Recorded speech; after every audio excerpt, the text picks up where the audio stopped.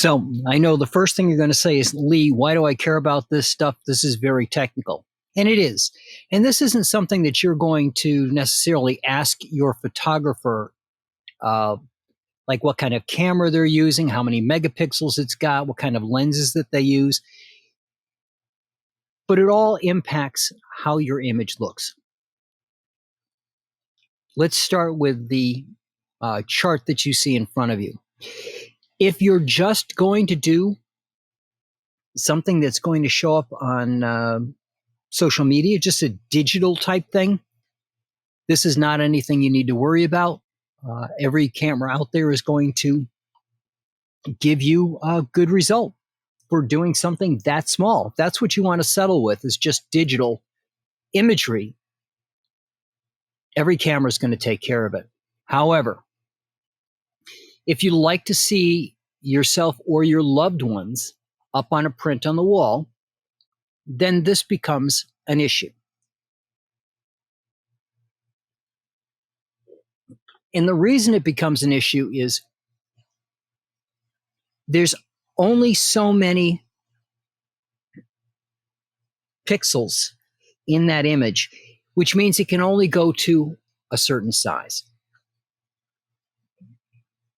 So we're going to skip the technical stuff here and just go by the colors. So if you look at the colors and you want something that's going to be, let's say, 40 by 60, these yellow areas are acceptable. They're not the highest detail that you can get. However, it's okay-ish. Personally, I'd like to see these numbers over 200. And that's very difficult to get at 40 by 60. You can see down here that we've got a number over 200 for a 30 by 45. That doesn't mean you're not going to get a good image. It's just how much detail do you want. In a portrait, having an image of this size with these numbers is probably perfectly fine, because you don't really care about the pores. If you were going to do a very detailed image of a bird, let's say, and you wanted all the detail from their feathers, it's going to be very hard to get that at this level. However, for a portrait photograph, which is what we're talking about, these are fine. If you had a 40 by 60 and you had a very detailed boudoir outfit on, again, this is going to lose some of that detail. But for the most part, all you have to think about is, what does my photographer offer? If I'm just doing digitals, like I said, there's nothing more to listen to here. Settle with your digitals and you're fine. If you really want your loved ones up on your wall and see them on a large print, then this becomes important. But just pay attention to the colors. Okay, so anything that's red is not something you want. Well, how are you going to know that with the photographer? Find out if they offer larger sizes and see them. Not a picture of them. Have them actually show you that size image. Make sure it's one of their prints. I have a couple that I use for demonstration purposes that are my prints, and I've got one that isn't my print, just because I liked the image and it was to show off my retouching capability that I went with this large print. So when you look at a photographer and you want something big, now think about this. A 30 by 40 is just short of 3 feet by just short of 4 feet, right? It's 2.5 feet by 3 feet 4 inches. It's a big print. It probably is about as big as you're going to want to get, depending on the size of your house, obviously. That said, if your photographer offers that, ask to see a copy.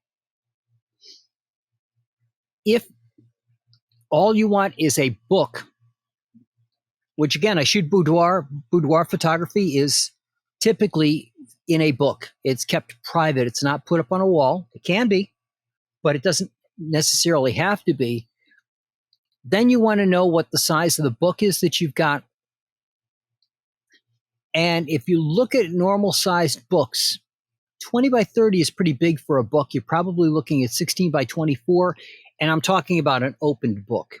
So 16 inches high by 24 inches wide when the book is open. So 16 by 12 and a 16 by 12 basically.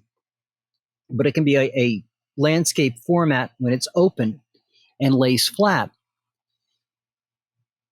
Just about everything's going to be able to offer you that.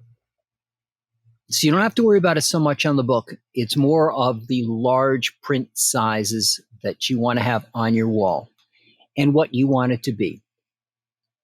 So just pay attention to what your photographer offers and